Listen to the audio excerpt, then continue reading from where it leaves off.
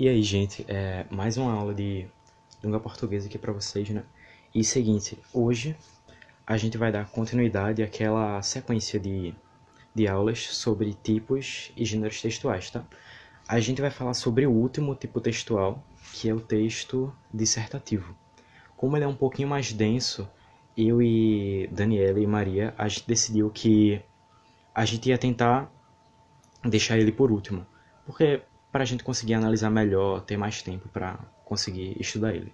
Mas enfim, é muito importante a gente estudar esse tipo textual, não só para a parte de português, como também para redação, né? Então não deixem de prestar atenção e vamos lá começar. Então, primeiramente, a gente tem que ver primeiro o que é um texto dissertativo, né? O que seria esse texto dissertativo? E ele é um texto que expõe a opinião sobre determinado assunto ou tema por meio de uma argumentação.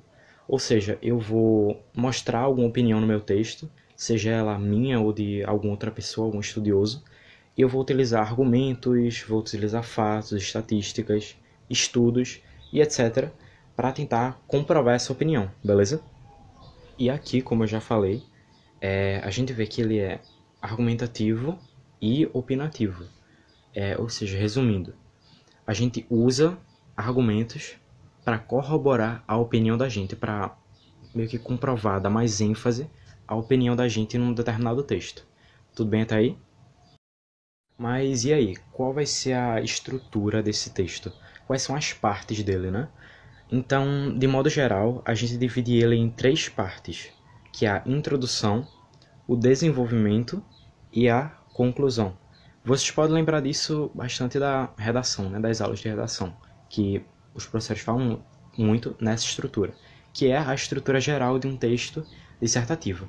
Só lembrando que, eu até quero destacar isso logo, que a gente tem dois tipos de texto dissertativo, que são o dissertativo argumentativo e o dissertativo expositivo, sendo que eu já vou falar mais depois sobre eles, sobre as especificidades de cada um, mas por enquanto eu queria destacar que eu estou falando da estrutura geral do texto dissertativo, ou seja, essa estrutura que eu vou explicar aqui para vocês vale para ambos.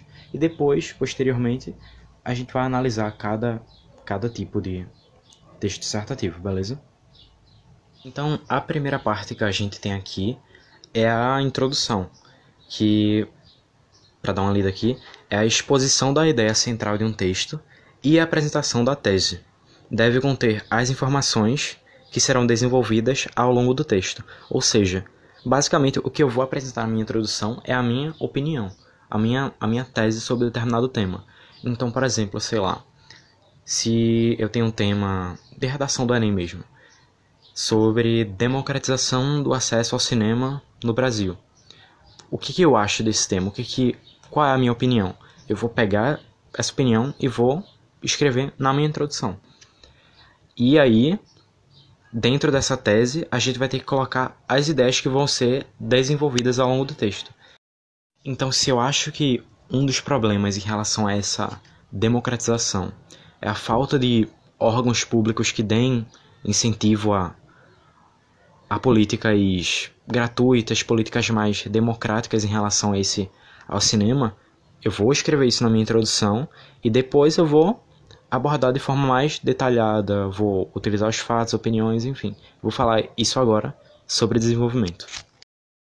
Então, no desenvolvimento, a argumentação é desenvolvida por meio de opiniões, dados, levantamentos, estatísticas, fatos e exemplos sobre o tema, a fim de defender a tese com propriedade.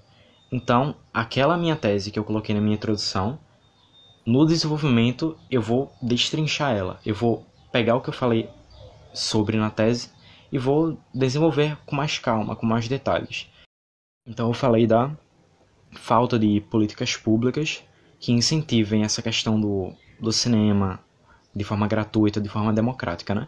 Então como é que eu não posso só falar isso e dizer que veio da minha cabeça? Como é que eu posso comprovar que isso acontece na realidade? Então eu vou usar, por exemplo, estatísticas, vou utilizar dados de jornais, essas coisas, porque é aí que eu vou mostrar para a banca. Não, isso aqui acontece Porque tá dizendo aqui na estatística, tá dizendo nesses fatos aqui. Então, a argumentação é desenvolvida por meio desses mecanismos, dados, levantamentos, estatísticas e etc. Para defender a minha tese com mais ênfase, com mais propriedade. E por fim, a gente tem a conclusão, que é basicamente o fechamento das ideias do texto e a inserção de uma nova ideia. Ou seja, beleza, eu escrevi sobre democratização do acesso ao cinema, eu desenvolvi e tudo mais, mas qual foi o meu objetivo com isso? Beleza, tipo, eu apresentei ideias, apresentei fatos, enfim, mas com qual objetivo? Qual foi a minha conclusão com isso aí? O que a gente pode concluir após escrever um texto sobre isso, sabe? Então, na redação do Enem, eu vou apresentar a minha proposta de intervenção. Essa é uma nova ideia que eu estou apresentando na minha conclusão. Isso é um exemplo de texto dissertativo argumentativo, mas aqui eu estou falando de modo mais geral, tá? Porque a gente tem também o expositivo, mas aí eu vou falar já já. Aí, dá uma olhada aqui, o que eu coloquei aqui no texto. Ou seja, essa nova ideia é adquirida após desenvolver sua tese e chegar a uma conclusão sobre ela. Para que ficar mais simples, eu vou dar 2 exemplos para cada tipo de texto dissertativo. Ou seja, um expositivo e o outro argumentativo, tá? Então vamos lá. Então aqui, tipos de dissertação, e aqui a gente tem o texto dissertativo e expositivo, que basicamente é a exposição de ideias, teorias, conceitos, sem necessariamente convencer o leitor. Então aqui eu vou escrever uma dissertação, eu vou desenvolver meus argumentos, as ideias sobre um determinado tema nesse texto, mas aí o que acontece aqui é que não existe uma necessidade de eu convencer o leitor da minha opinião, sabe? Eu vou só desenvolver mesmo, é só um desenvolvimento de ideias, e não necessariamente eu vou precisar convencer esse leitor de que alguma coisa deve ser feita, enfim. É só um desenvolvimento básico mesmo. E para dar um exemplo, eu trouxe esse texto aqui, que é sobre a origem da festa do Natal e tudo mais. Então vamos dar uma lida aqui. O Natal é uma festa de origem religiosa que celebra o nascimento de Jesus Cristo, considerado o Salvador do mundo pelos cristãos. Nessa festa, é comum as pessoas trocarem presentes entre si, como forma de reviver o que os reis magos levaram a Jesus quando ele nasceu. Na maioria das casas, monta-se uma árvore enfeitada, sob a qual colocam os presentes a serem distribuídos. Em algumas residências, ainda se conserva a tradição de se fazer um presépio, que é uma maquete representando a cena do nascimento de Jesus. E no último século, incluiu-se uma outra figura nessa festa, o Papai Noel, um bom velhinho que presenteia as crianças. Então, como vocês podem ver, beleza, eu desenvolvi esse tema sobre a origem da festividade natalina. Mas aqui eu não tentei convencer o leitor de nada, eu não tentei convencer que, tipo, sei lá, o Natal teve tal origem, não outra origem que o pessoal fala.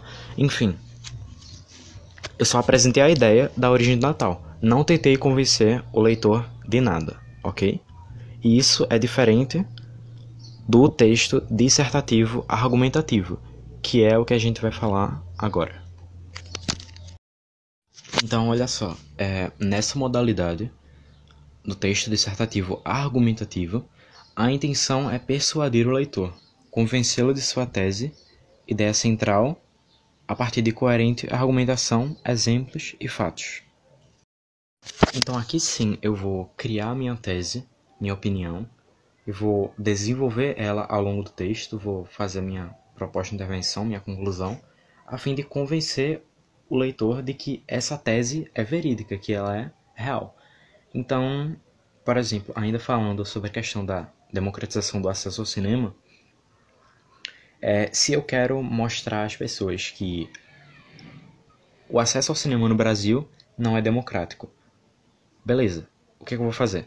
Eu vou colocar isso na minha introdução, na minha tese, eu vou dizer que o acesso ao cinema não é democrático, e no meu desenvolvimento eu vou apresentar argumentação, vou apresentar exemplos, fatos, a estatística e tudo mais, para tentar convencer esse leitor de que o que eu estou falando é real, que o que eu estou falando é verídico.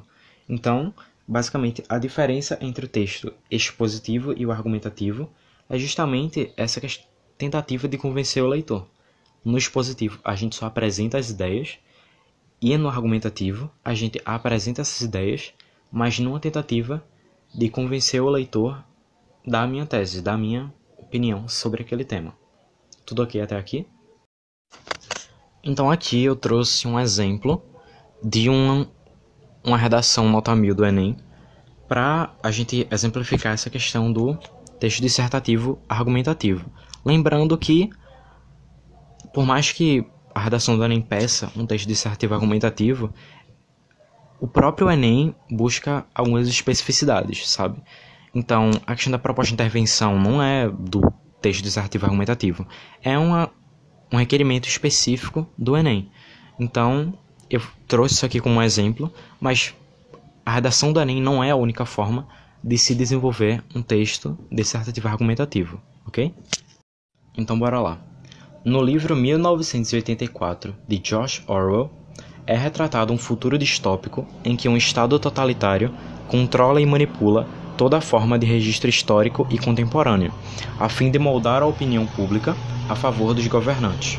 Nesse sentido, a narrativa foca na trajetória de Winston, um funcionário do contraditório Ministério da Verdade, que diariamente analisa e altera notícias e conteúdos midiáticos para favorecer a imagem do partido e formar a população através de tal ótica. Fora da ficção, é fato que a realidade apresentada por Orwell pode ser relacionada ao mundo cibernético do século XXI.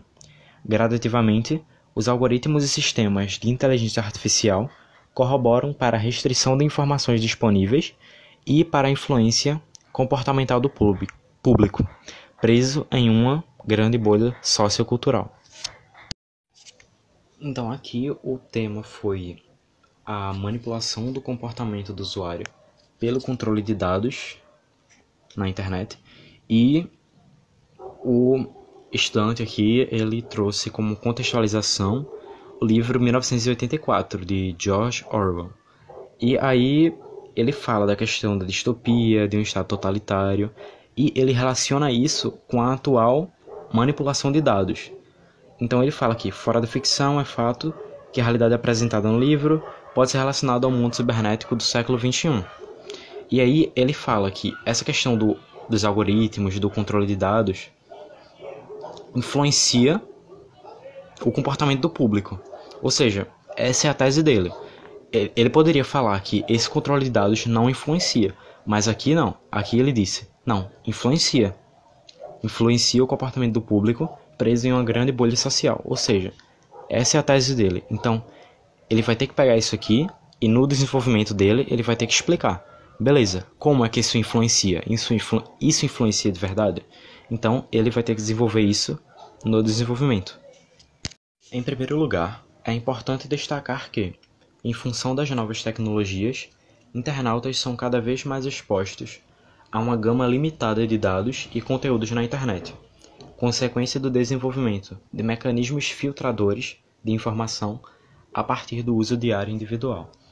De acordo com o filósofo Zygmunt Bauman, vive-se atualmente um período de liberdade ilusória, já que o mundo digitalizado não só possibilitou novas formas de interação com o conhecimento, mas também abriu portas para a manipulação e a alienação vistas em 1984. Assim, os usuários são inconscientemente analisados e lhes é apresentado apenas o mais atrativo para o consumo pessoal.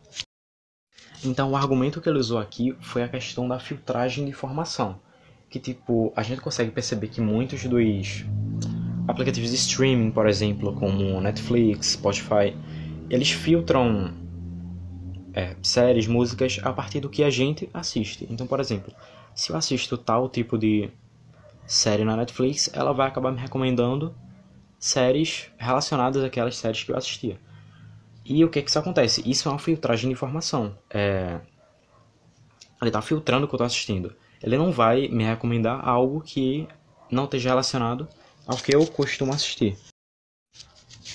Então isso meio que acaba afastando a gente de certos conteúdos, sabe? Conteúdos que não são, digamos assim, que não combinam com a gente. Então isso é como ele falou, que ele até citou o filósofo, sobre um período de liberdade ilusória. A gente acha que está livre, mas é basicamente tudo que a gente está vendo é, de certa forma, filtrado, sabe? Então esse foi o argumento que ele usou para explicar que os dados, a informação na internet influenciam o comportamento do usuário na internet. Por conseguinte, presencia-se um forte poder de influência desses algoritmos no comportamento da coletividade cibernética. Ao observar somente o que lhe interessa e o que foi escolhido para ele, o indivíduo tende a continuar consumindo as mesmas coisas e fechar os olhos para a diversidade de opções disponíveis. Em um episódio da série televisiva Black Mirror, por exemplo, um aplicativo pareava pessoas para relacionamentos com base em estatísticas e restringia as possibilidades para apenas as que a máquina indicava, tornando o usuário passivo da escolha. Paralelamente, esse é o objetivo da indústria cultural para os pensadores da escola de Frankfurt: produzir conteúdos a partir do padrão de gosto do público para direcioná-lo, torná-lo homogêneo e logo facilmente atingível. Então aqui ele basicamente está falando o que eu acabei de explicar sobre a questão da filtragem de conteúdo, e aqui ele introduz duas novas referências, que é Black Mirror, que é uma série bem popular, e a Escola de Frankfurt, que é uma escola filosófica que vai dissertar sobre a questão da indústria cultural, a questão da cultura e tudo mais. Então, basicamente isso. Portanto, é mister que o Estado tome providências para amenizar o quadro atual.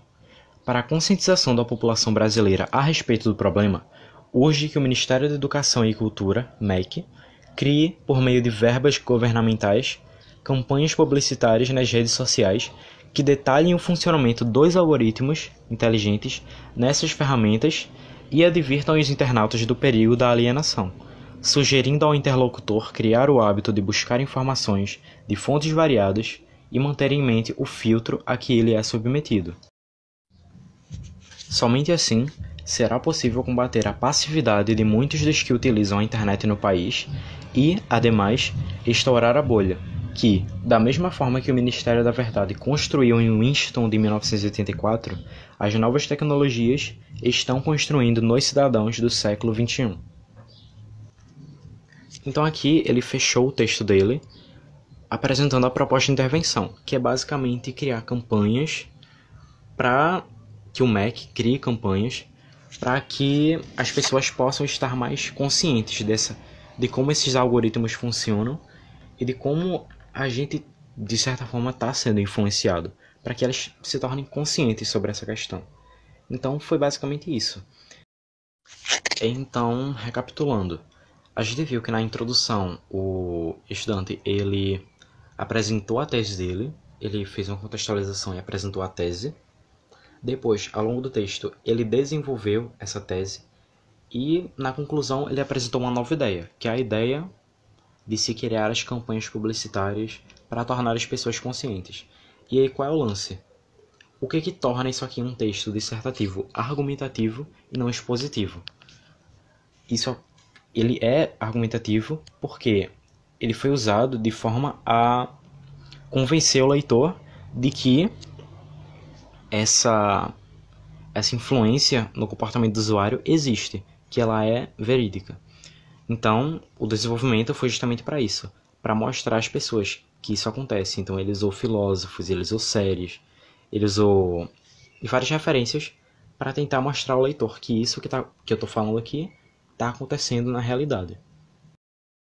E aí, para a gente finalizar a aula, eu trouxe aqui alguns exemplos dos gêneros textuais, que eu até falei da questão da redação do Enem, mas ela não é o único exemplo de texto dissertativo.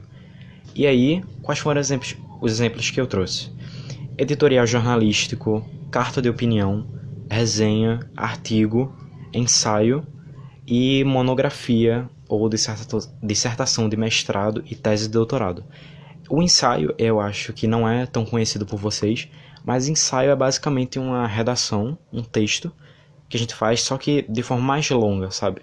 Então, por exemplo, seria uma redação do Enem, sem a questão da proposta de intervenção, mas de uma forma mais longa. Um texto mais extenso, que a gente desenvolvesse com mais calma, com mais tranquilidade. Sem aquela restrição das 30 linhas, né? Então, o ensaio é uma espécie de redação mais extensa, tá? Então, por isso, eu espero que tenha ficado claro, que tenha dado para entender os conceitos direitinho. E a gente vai mandar as questões para vocês conseguirem treinar. Não só essa questão do tipo textual em si, mas também dos gêneros específicos, que esses gêneros são muito importantes a gente dar uma analisada, dar uma treinada para as questões da língua portuguesa. Mas é isso. Eu espero que vocês tenham gostado e até a próxima aula. Tchau.